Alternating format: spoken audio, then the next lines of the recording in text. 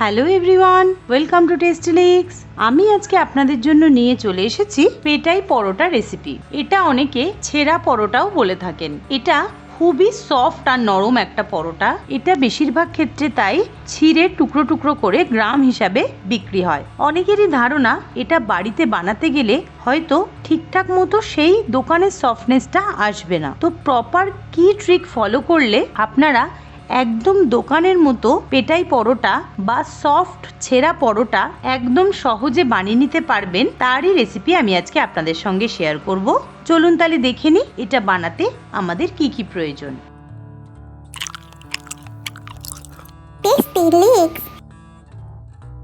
প্রথমে আমি একটা মিক্সিং বোলে নিয়ে নিচ্ছি 1.5 কাপ বা 350 গ্রাম ময়দা। তার মধ্যে দিয়ে দিচ্ছি 1 টিস্পুন নুন, 1 টিস্পুন চিনি আর 1/2 টিস্পুন বেকিং সোডা দিয়ে অল্প অল্প করে উষ্ণ গরম জল দিয়ে আমি ময়দাটাকে মেখে নিচ্ছি। এক্ষেত্রে বলে রাখি, জলের ব্যবহার কিন্তু আমি এখানে একটু বেশিই করব। ময়দাটাকে অতিরিক্ত নরম করে প্রথমে আমি মেখে নেব। ময়দাটাকে একদম নরম করে মেখে নিয়েছি। এটা আপনারা দেখলেই বুঝতে পাচ্ছেন এটা হাতে আটকে যাচ্ছে, কতটা স্টিকি ডো তৈরি হয়েছে। এবারে আমি এটা একটা পরিষ্কার জায়গায় নিয়ে এর ওপর থেকে দিয়ে দিচ্ছি 1 টেবিলস্পুন সাদা তেল। তেলটা দিয়ে এবারে খুব ভালো করে ময়দাটাকে মেখে নিতে হবে। ময়দার মাখার শুরুতে কিন্তু কোনো রকম তেল আমি ব্যবহার করিনি। প্রপার এই ট্রিক ফলো করে যদি আপনারা ময়দা মেখে নেন তো সেক্ষেত্রে পরোটা খুব বেশি সফট হবে আর সেটা একদম দোকানের মতো টেস্ট আপনারা বাড়িতেই করে নিতে পারবেন। দেখুন ময়দাটার মধ্যে তেল দিয়ে আমি এইভাবে ময়দাটাকে মেখে নিচ্ছি। মোটামুটি মিনিট 2 তেল দিয়ে ময়দাটাকে মেখে নেওয়ার পর এবারে ওপর থেকে আমি দিয়ে দিচ্ছি আরও 1/3 কাপ গুঁড়ো ময়দা দিয়ে এবারে খুব ভালো করে আমি সেই ময়দাটা দিয়ে ডোটা সফট করে মেখে নিচ্ছি। দেখুন মোটামুটি মিনিট 5 সময় নিয়ে ময়দাটাকে মেখে নিতে হবে। এই পরোটায় কিন্তু বেশিক্ষণ টাইম নিয়ে প্রপারলি মেখে নেওয়াটাই কিন্তু পরোটা নরম হওয়ার আসল কারণ। দেখুন খুব ভালো করে মেখে নেওয়ার পর উপর থেকে আমি দিয়ে দিচ্ছি আরও 1 টেবিলস্পুন রিফাইন্ড অয়েল দিয়ে আরও 2 মিনিট সময় নিয়ে আমি ময়দাটাকে মেখে নিলাম। মোটামুটি মিনিট 7 মেখে নেওয়ার পর ময়দাটা একদম সফট আমার মাখা হয়ে গেছে। এবারে এটা একটা পাত্রে নিয়ে আমি ওপর থেকে আরও 1 টেবিলস্পুন তেল মাখিয়ে দিলাম যাতে কোনোভাবে ডোটা ড্রাই না হয়ে যায়। এবারে ঢাকা দিয়ে এটাকে আমি রেস্ট করব কমপক্ষে আধ ঘন্টার জন্য। আধ ঘন্টা পর দেখুন আমি মেখে নেওয়া ডোটার থেকে বেশ কিছুটা বড় করে লেচি তৈরি করে নিচ্ছি। এবারে দেখুন বড় সাইজের 5টা লেচি আমি তৈরি করে নিয়েছি। এবারে একটা লেচির ওপর থেকে আমি গুঁড়ো ময়দা ছড়িয়ে লেচিটাকে একদম পাতলা করে বেলে নিচ্ছি। এক্ষেত্রে বলে রাখি, গুঁড়ো ময়দাই যে প্রতিবার ছড়িয়ে নিতে হবে তার কোনো মানে নেই। আপনারা ইচ্ছা করলে এটা তেল দিয়েও বেলতে পারেন, যার যার সুবিধা মতো এটা বেলে নিলেই হবে। তবে এক্ষেত্রে চেষ্টা করবেন যতটা সম্ভব পাতলা করে বেলে নেওয়ার। দেখুন এটা একদম পাতলা করে বেলে নেওয়ার পর ওপর থেকে আমি দিয়ে দিচ্ছি 1 টিস্পুন রিফাইন্ড অয়েল।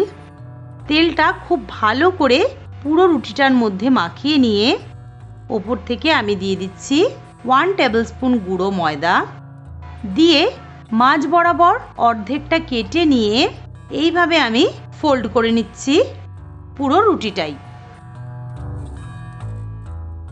এবারে আস্তে আস্তে চেপে ওপর থেকে বসিয়ে দিলেই দেখুন আমার পরোটার লেচি রেডি।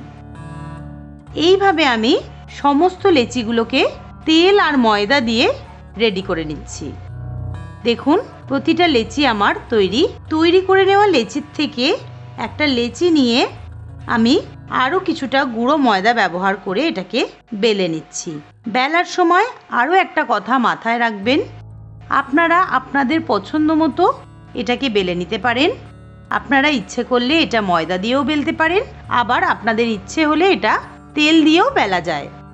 এবারে একটা তাওয়া গরম করে তার মধ্যে আমি পরোটাটাকে দিয়ে দিলাম।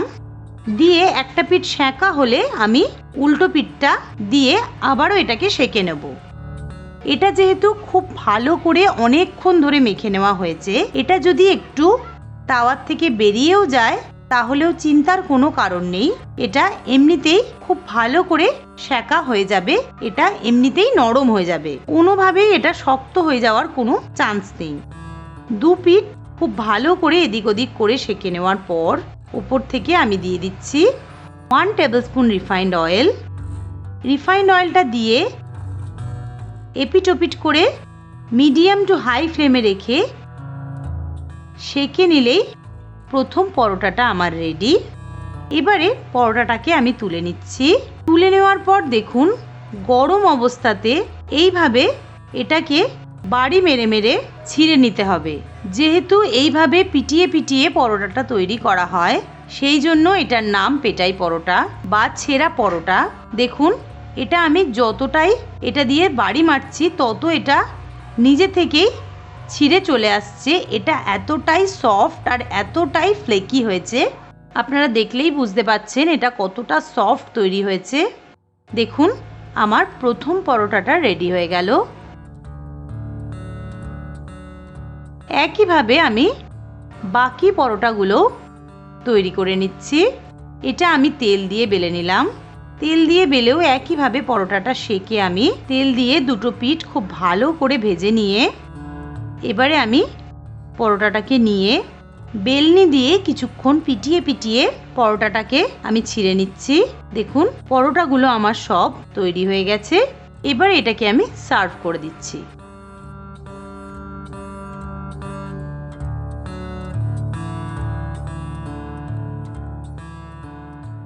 এটা আমি সার্ভ করেছি স্পাইসি চিকেন ডালের সাথে।